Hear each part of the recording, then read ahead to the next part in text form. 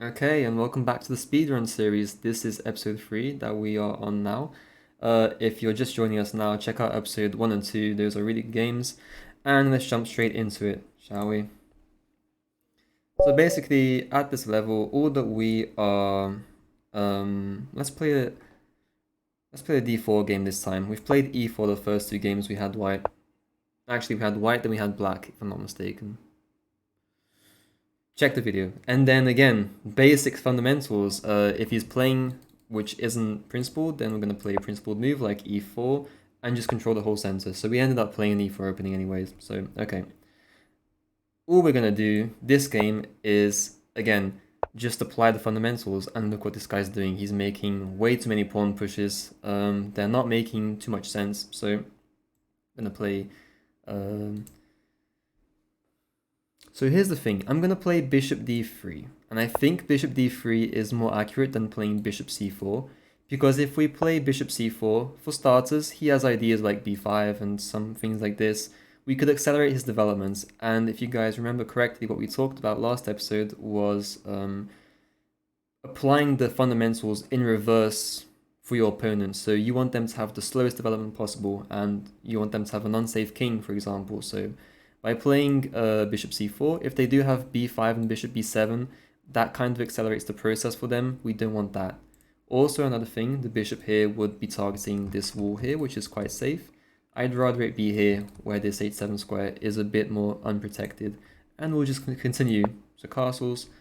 We can even choose to grab more space with c4 and then play knight c3 as if this were a d4 position. So this is something that you can also associate with these positions. When you get these, like let's just say you're an e4 player and then they play something like a6 and then you play d4, you're actually in a d4 position. So it makes sense to play something like c4 and then knight c3.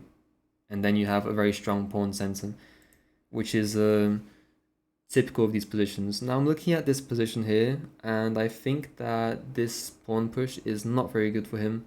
I don't see a very clear way for him to attack us. So basically what we're going to have to do is just defend.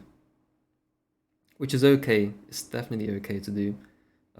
We of course don't want to play h4. If we play h4 then he can actually push this pawn. Once we move then queen captures. I guess we can also play this in this way. So it is worth calculating. Let's see if push takes, that actually just gives up a pawn. So we're not going to do that. We can discard that idea. We can play for more space with c4. We can play a simple move like h3, but h3 allows him to open stuff up, which I'm not really particularly happy about. We could play this e5 push, which is interesting. We just have to be wary then of this g4 move. So with this in mind, I think the best continuation here is to play this move, which gains more space. It stops black from developing the pieces, and now that the position has closed down, the game becomes a lot more interesting for us. So if you were to play this, I would have played knight e1, and then by me pushing e5, there's no way for him to push this e5 himself and defend this pawn. So we'd have to play h5 and continue exposing his pawns, and then we can play something simple like h6 and takes, and that would work out for us. So now I'm thinking, again, back to principles, let's gain more space. Let's play maybe a c4 push, but then push, back, take, and then bishop takes would have to be played, otherwise we hang d4. It is possible. Again, it's not the best move. It may not be the best move that I'm showing you guys, but again, all I want to do is show you that you don't necessarily need to play the best moves on the chessboard. You just need to play moves that make sense, basically. So we're going to play this move. We may see an early queen push, but we're not really scared of that. We're probably going to see takes and then bishop takes. And since he doesn't, we can continue with our fundamentals and play something like takes. If queen takes, then knight develops, and that's really good development for us. If takes takes, then we are exposing his king a bit, which looks interesting. Also, you could consider something like push, push, take, push, and I think he's getting through, so maybe not that. Let's take here and see what he does. I think this isn't really great for him. Yeah, now this happens. And notice that you cannot play this because of a tactic. This is a tactic you need to know. Yeah, he sees it. The tactic was, of course, bishop b5 check, and then we take the queen. So he just wasted valuable tempi. Right, he's wasted a lot of tempi doing some things that are really not good for the position. I have two basic ideas now. So the first idea is maybe we can play something really sneaky like bishop to g5 followed by bishop h4 and completely stop his pawn advance. This would completely paralyze any game idea or game plan he has. But that seems a bit too unnecessary in my mind. Maybe we can do something like bishop e3 and then play bishop here. Let me just see if that looks good. Yeah, it looks good. So we shall do that. If h4, we can just always take here. So let's play this move. And the idea is we are developing and trying to gain as much tempi as possible on the queen. So we don't really want to play bishop here. And many of you may be asking why. And it's because we've already developed our bishop. Our bishop is perfectly placed. We don't need to make any more moves with the bishop here. So, oh, he played f6, so we will be making a bishop move, but not by gaining tempo on the queen. I like to keep the queen here because we can always gain tempo with the rook now, and then if we can gain tempo with a different piece, that's very good. So first of all, let's play check, which will not let him castle for the rest of the game, and this is a really big problem for him, and we can leave his king there for now. And like I said, we can continue with ideas of maybe rook c1, and this looks good. With rook c1, we already have some threats. Maybe we can play take, take, and then this discovered attack. And this looks really good. He's allowed a tactic for us, which is very straightforward. So without making a big deal of the position, let's just play the simple tactic, bishop e4. Now the bishop will go to e4 because it is clearly gaining material. And we gain just a free rook. And like you can see, I'm spending time because I'm explaining the moves to you, but I'm really not thinking that hard. I'm not exploding my brains or anything. It's just simple chess. Okay, takes. We could take, queen trade, and since we're up material, that looks good. And that is something else you guys should implement in your games, what I just said, which is the idea of trading your queens when you're up material, and keeping as much as possible on the board when you're down material, just to complicate things as much as possible. Because the more the game simplifies, the easier it becomes to finish the game off. And so we're doing exactly that, trading our pieces off.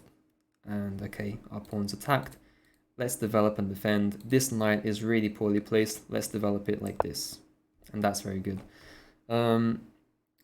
Yeah, and in this idea of you trading minor pieces and major pieces when you're up material, when you're down material, you want to trade as many pawns as possible to avoid the possibilities of any queens being made. And likewise, if you have, so if we go here, then there would be this. Let's give a check, and then we'll block with our final piece, which has not developed. This looks good. And everything is defended. So like I was saying, if you are up material, then it is a good idea to not trade pawns, because by trading pawns you allow more drawing possibilities. Let's play this one, just defend the pawn. We don't need to do anything spectacular here. This bishop can never move because the unit square is this, but we can just capture it. So this diagonal is super important for us. Knight develops. Let's just stick to the principles and trade off when we're ahead. Let's bring, if I go here, there may be some tactics, but in the spirit of just keeping things simple and trying to trade down, let's actually play a4 here. Actually, no.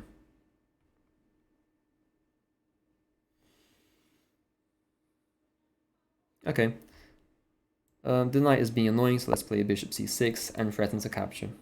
This looks good. And he hangs the piece because he saw that we were going to trade, and through that desperation, miscalculated that this is actually winning for us. Always look for better. Like, this is something you need to be aware of, but again, just another simple tactic. We've got check. We should be closing in on checkmate pretty soon. We'll just take this with check. Again, just keeping it simple. I can f-take and open up this line of attack, which looks good. We can also take like this, which is better for endgames. Let's take this way.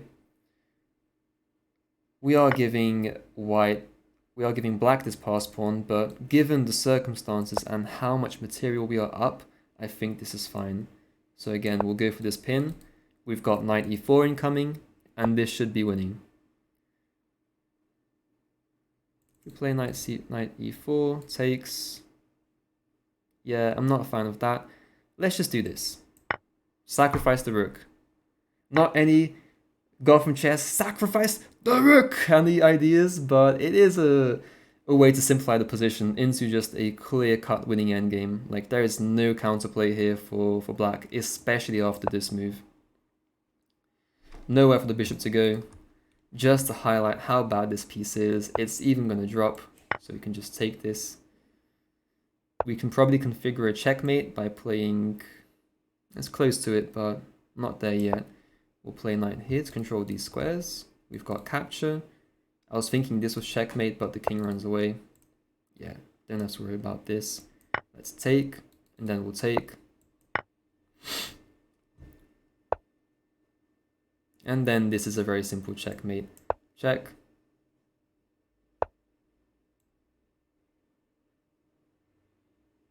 Check. Here, check.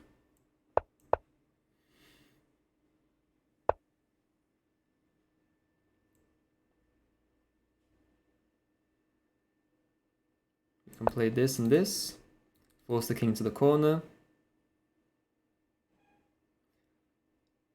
I will say that in this position, we do need to be careful not to stalemate. That is something that could possibly happen, so we need to watch out for that. And why not do this one? That's why, because we hang this. So we can't hang that. We go check, king, here, here.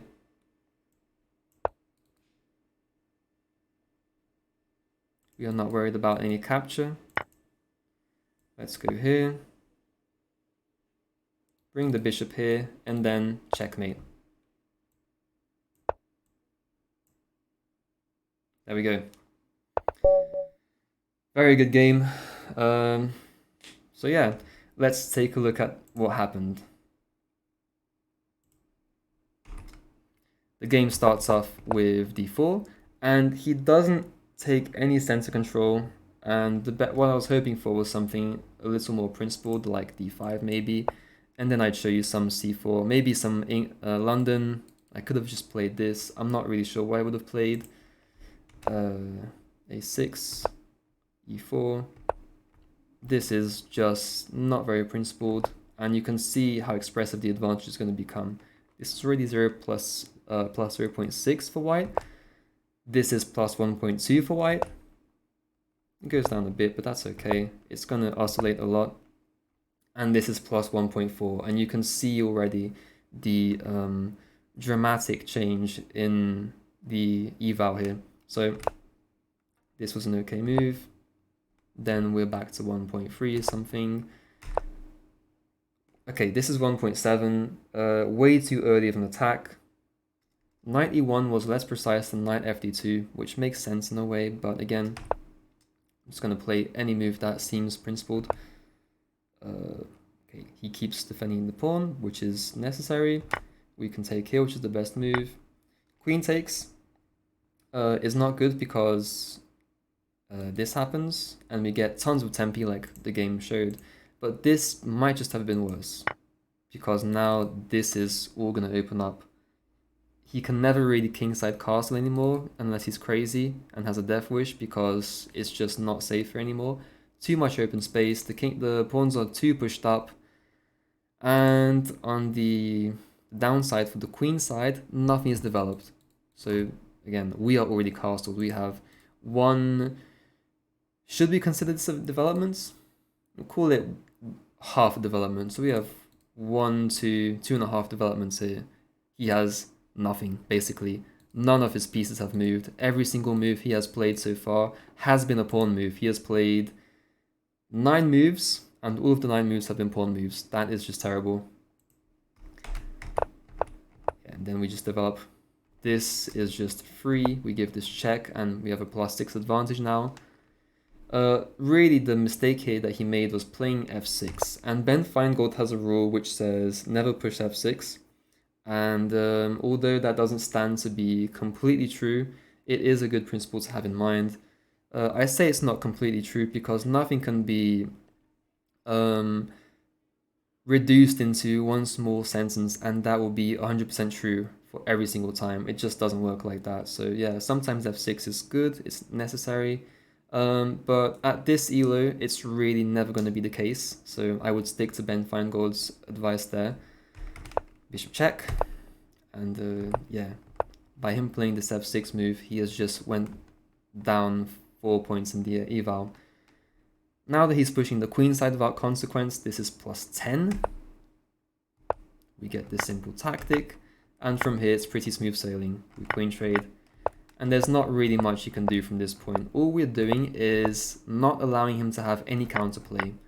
And yes, this can be kind of boring in a way, but if you want to win chess games and you want to reach higher levels of chess and you want to have more interesting games against higher rated players, this is just the process you have to go through. Simplifying trade, and we maintain all of our advantage, as you can see. And he's got no pieces. All we have to do is just find a checkmate.